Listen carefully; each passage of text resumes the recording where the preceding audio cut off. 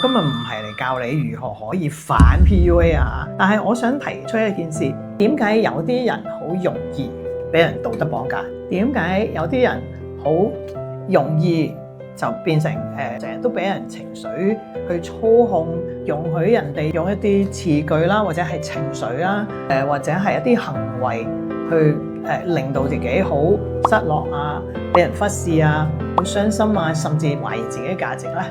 點解咧？我嘅價值唔係由其他人決定嘅之餘，我可以做啲乜嘢咧？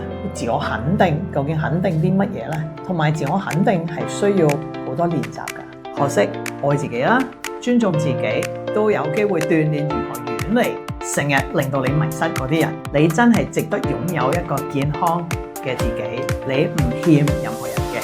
我哋學習如何尊重其他人，但係同一時間又可以保持我哋中間健康嘅界線。